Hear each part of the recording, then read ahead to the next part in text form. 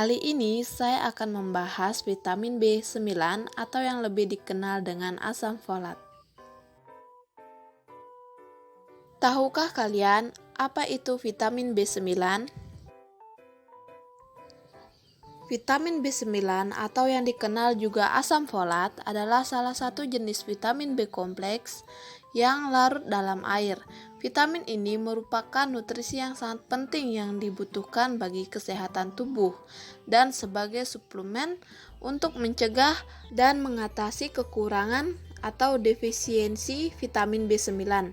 Vitamin ini merupakan jenis vitamin esensial, artinya tubuh tidak dapat memproduksi sendiri, melainkan kita harus mengonsumsi makanan yang banyak mengandung vitamin B9 agar vitamin B9 dalam tubuh terpenuhi. Fungsi dari vitamin B9. Vitamin B9 berperan penting untuk pertumbuhan dan regenerasi sel, pembentukan sel darah merah dan darah putih pada sumsum tulang, dan pendewasaannya. Selain itu, sebagai koenzim untuk sintetis senyawa-senyawa pembentuk DNA dan RNA. Asam folat juga digunakan untuk mencegah terjadinya cacat pada janin. Oleh karena itu, untuk ibu yang berusia trimester 1 pada masa kehamilan sangat disarankan untuk mengonsumsi vitamin B9 untuk memenuhi kebutuhan janin. Sifat dari vitamin B9. Terdapat dua sifat vitamin B9, yaitu sifat fisika dan sifat kimia. Sifat fisika di mana vitamin B9 berbentuk kristal merah. Kedua, tidak larut dalam air dingin. Kemudian yang kedua, sifat dari kimia. Sifat kimia pada vitamin B9 yaitu tidak tahan terhadap suhu panas. Nah, jika dibiarkan dalam suhu tinggi ataupun suhu panas, vitamin ini akan rusak karena telah terjadi oksidasi pada suhu tinggi. Sumber vitamin B9. Tahukah kalian dari mana sih sumber-sumber dari vitamin B9? Nah, untuk itu sumber vitamin B9 dapat berasal dari sumber makanan seperti sayuran hijau. Sayuran yang mengandung asam folat yang cukup tinggi ialah sayuran hijau yang seperti bayam, brokoli, asparagus, selada, kucai, dan jenis sayuran hijau lainnya. Kemudian ada juga dari kandungan protein. Kandungan protein juga mengandung vitamin B9 loh, seperti daging. Daging di sini bisa berasal dari daging unggas, baik itu daging ayam, daging bebek, daging sapi, ataupun daging merah lainnya yang mengandung vitamin B9. Adapun dari telur juga mengandung vitamin B9. Kemudian hati juga mengandung vitamin B9 seperti hati ayam dan hati sapi. Kemudian ada juga yang berasal dari kelompok Cerealia. Vitamin B9 juga terdapat pada kacang-kacangan. Contoh kacang-kacangan yang kaya akan asam folat adalah kacang tanah, kacang merah, kacang tolo, kacang polong, kacang hijau, dan kacang walnut. Selain itu, vitamin B9 juga terdapat pada buah-buahan.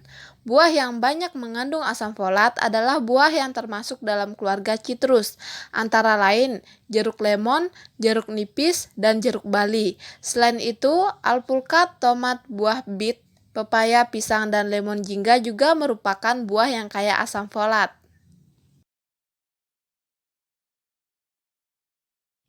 Struktur kimia vitamin B9 atau asam folat. Asam folat mengandung gugus 2 amino 4 hidroksitiridin yang terikat pada asam para amino benzoat dan bergabung dengan asam glutamat. Vitamin B9 merupakan kelompok dari banyak senyawa yang biasanya kita sebut sebagai folat yang memiliki aktivitas mirip dengan asam folat. Jadi yang menjadi patokannya adalah asam folat. Semua senyawa yang memiliki aktivitas nutrisi seperti asam folat maka disebut vitamin B9 atau folat. Yang mana asam folat? Asam folat itu yang ini, ciri khasnya yaitu memiliki 3 gugus, yaitu yang pertama 2 amino 4 hidroksipetiridin, terus ada amino benzoat acid, atau asam amino benzoat, terus ada juga asam glutamatnya. Jadi dia punya 3 kelompok ini.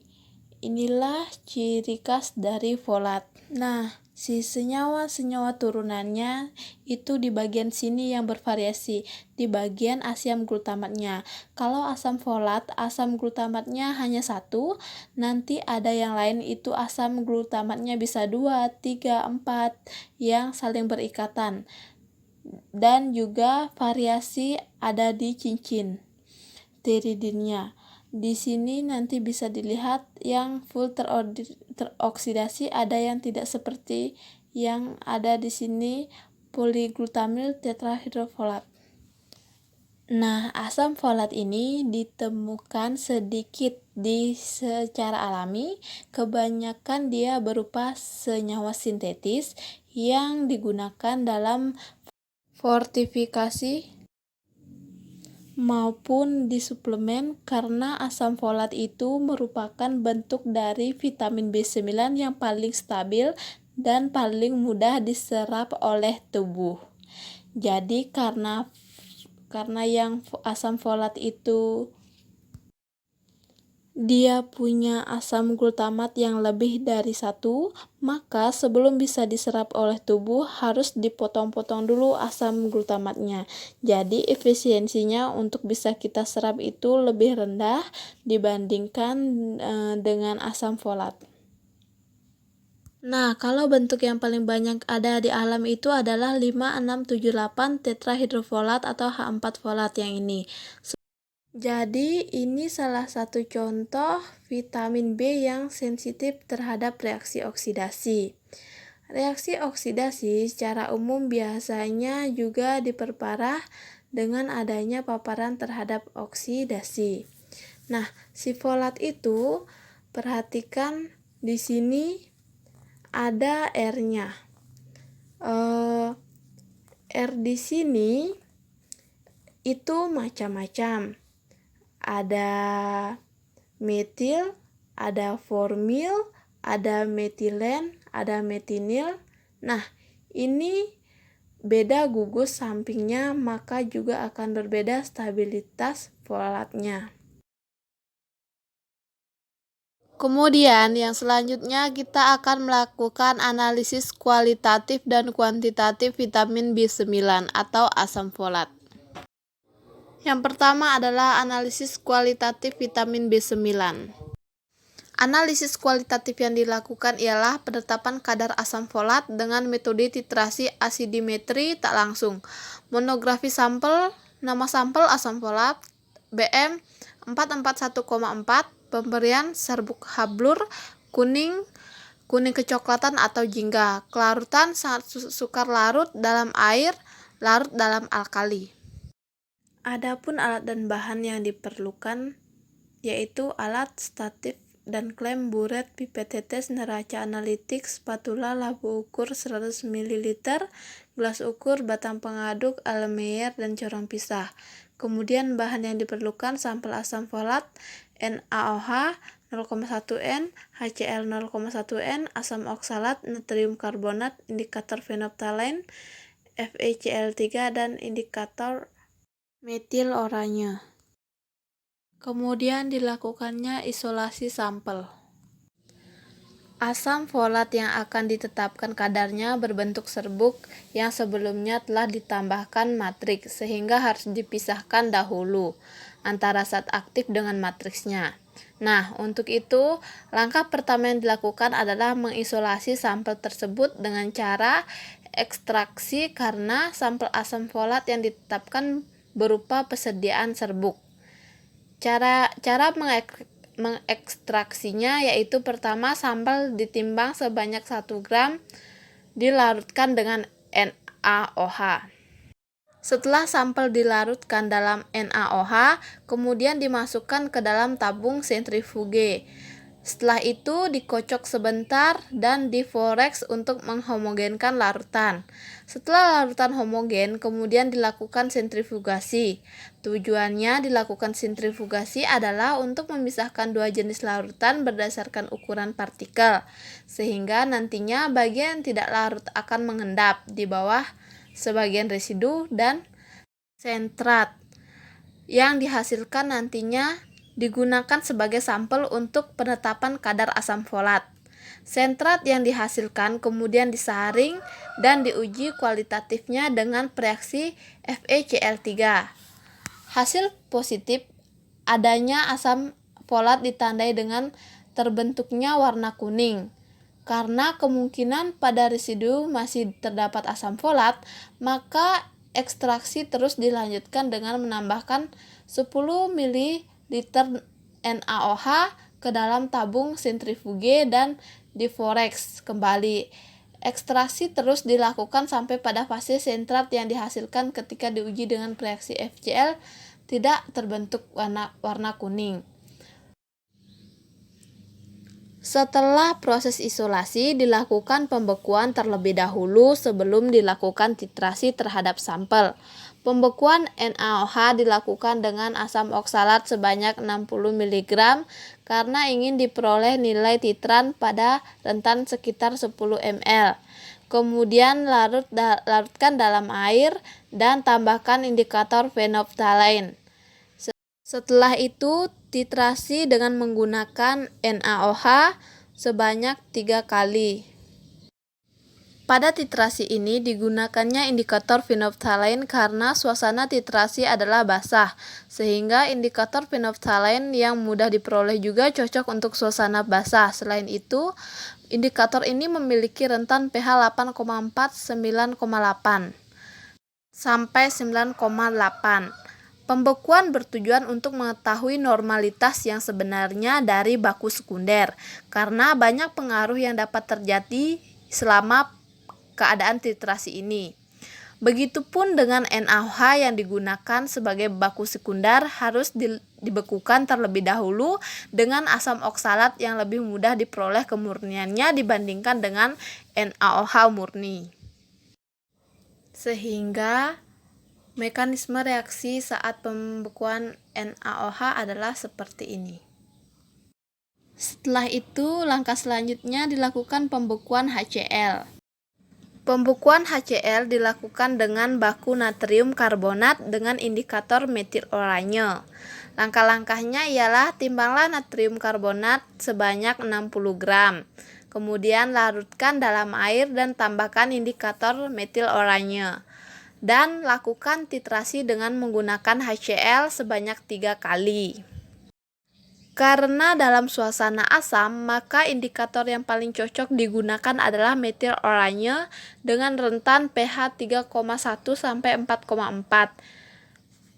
Na2CO3 yang digunakan sebanyak 60 mg karena ingin diperoleh nilai titran pada rentan sekitar 10 ml sehingga diperoleh berat sebesar 60 mg. Maka diperolehlah mekanisme reaksi pembekuan HCl dan Na2CO3 seperti ini. Selanjutnya dilakukan titrasi blanko NaOH. Pipet 10 ml NaOH dengan menggunakan pipet volume. Masukkan dalam Erlenmeyer dan tambahkan indikator phenolphthalein. Kemudian lakukan titrasi menggunakan HCl sebanyak 3 kali.